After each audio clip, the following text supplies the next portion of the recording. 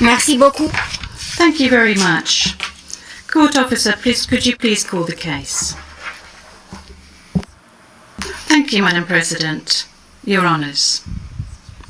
The situation in the Republic of the Philippines case, the prosecutor versus Mr. Rodrigo Roa Duterte. Case number ICC 0121-0125. And we are in open session.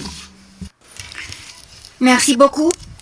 Thank you very much. I will now ask the parties to introduce themselves, starting with the Office of the Prosecutor.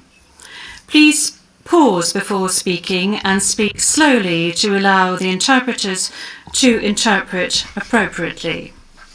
May I ask you to introduce yourself and to confirm whether the list of your staff that I received prior to the hearing is correct, Mr. Prosecutor? Your Honours, good morning. The list is correct. Once again, Deputy Prosecutor Manjay Niang to my left, Trial Lawyer Edward Jeremy behind us, Trial Lawyer Robin Croft, International Cooperation Advisor Chantel Daniels, and our very able case manager Grace Go. I'm Karim Khan, Prosecutor. Merci beaucoup. Thank you very much. I now turn to the counsel for the defence of Mr. Duterte. As everyone can see, Mr. Duterte is present and is attending the hearing via video link. As Mr. Duterte made a long journey involving a considerable time difference, the chamber authorised Mr. Duterte to follow the hearing at a distance. His counsel, however, is present with us in the courtroom. Thank you, counsel. Please introduce yourself.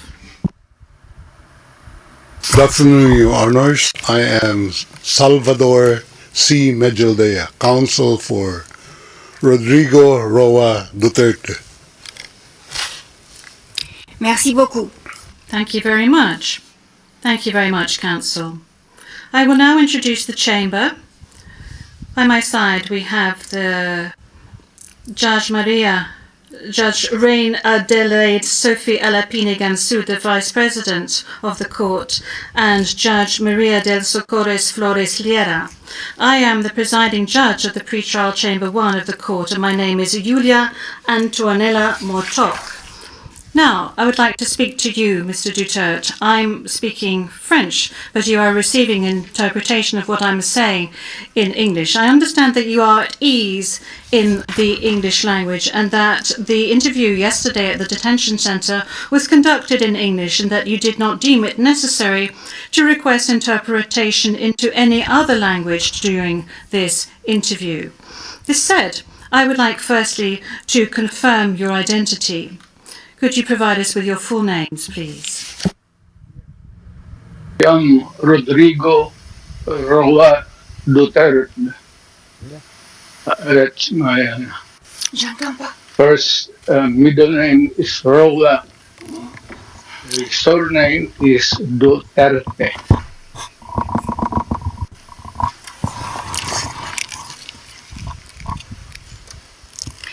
Merci beaucoup. Thank you very much. What is your date of birth? Again,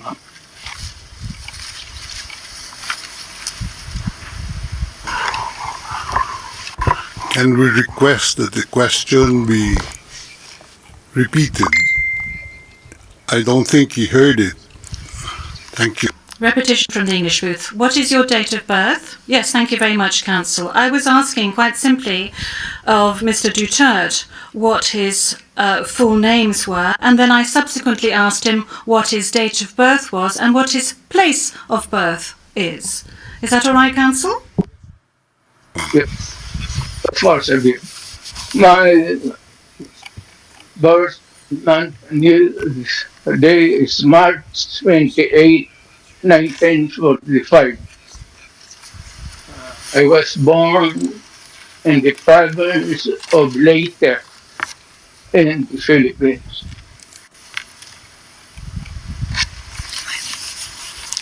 Merci beaucoup. Thank you very much. As a preliminary point, Very well. Thank you, Mr. Duterte. As a preliminary point, it is useful to clarify the nature and limited scope of this first appearance hearing. Today's hearing is neither the start of the trial, nor is it a confirmation of charges hearing. During today's hearing, no evidence will be collected or presented, and the issues of Mr. Duterte's guilt or innocence will therefore not be addressed. In accordance with Article 61 of the Rome Statute, the Court's founding treaty, and Rule 1211 of the Rules of Procedure and Evidence, the main purpose of this initial appearance is to answer 3 questions. Firstly, the Chamber must ensure that the person who was the subject of the arrest warrant has been informed of the crimes of which he is accused. Second, the Chamber must ensure that this person has been informed of his rights as recognised by the Rome Statute. Third, the Chamber must set a date on which it intends to hold a confirmation of charges hearing. The Chamber notes that your counsel, Mr. Duterte, filed 2 motions, one in relation with today's hearing, and you may be aware that these 2 motions have not been accepted by the Chamber because of the nature of today's hearing. No further discussion on the matter is necessary during this hearing because, as I said at an earlier stage, the aim of this hearing today is to introduce the parties and to ascertain the charges and to set a date for the confirmation of charges hearing at a later stage. With regard to the first point, I recall that Mr. Duterte has received a copy of the warrant for his arrest and that a redacted version of the prosecutor's application for the issuance of the warrant of arrest is public. I will now ask the court officer to read the charges against him. The charges will be read in English. Please, over to you, Madam Courtroom Officer. Thank you, Madam President. Your Honours. On 7 March 2025, Pre-Trial Chamber 1 concluded that there were reasonable grounds to believe that Mr. Duterte is criminally responsible pursuant to Article 25(3)(a) of the Rome Statute as an alleged indirect co-perpetrator for the crime against humanity of murder pursuant to Article 7(1)(a) of the statute as follows. A. Murder of at least 19 persons, allegedly drug pushers or thieves, killed by members of the Davao Death Squad in various locations in or around Davao City, Philippines between 2011 and 2016. B. Murder of at least 24 persons, allegedly criminals, such as drug pushers or thieves or drug users, killed by or under the supervision of members of the Philippines law enforcement, sometimes with the assistance of persons who were not part of the police, at various locations in the Philippines between 2016 and 2019. Merci beaucoup, Madame. Thank you, Madam Courtroom Officer. Mr. Duterte, I'm not going to ask you to stand up because I know your condition, so I'm going to allow you to remain seated. You have just heard the reading of the charges, which are in accordance with the content of the arrest warrant you received. This means that you have been informed of the crimes of which you are accused. And this concludes the examination of the first point mentioned above. I will now turn to the second point, which concerns your rights as a suspect before this court. I will summarize some of these rights, which are of particular importance at this stage of the proceedings. Those rights are as follows. You can benefit from the assistance free of charge of a competent interpreter and benefit from the necessary translations to meet the requirements of fairness.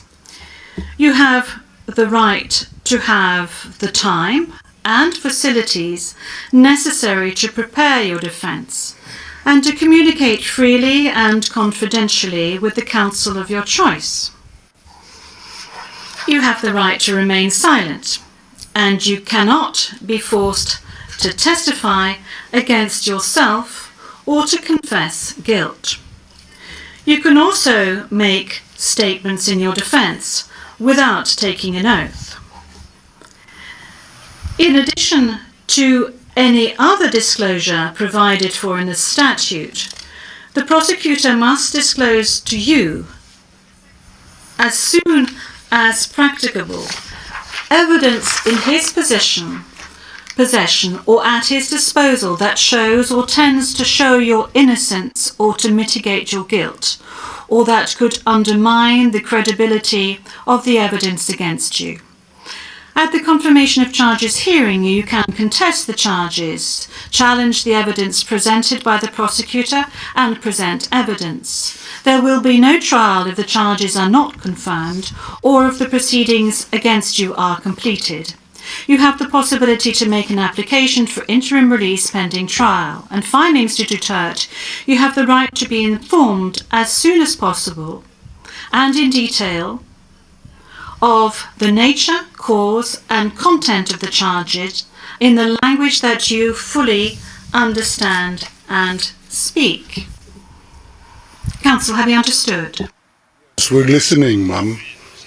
We're listening, and before it ends, may we be allowed to present a manifestation on the circumstances behind the delivery of Mr. Duterte in this chamber.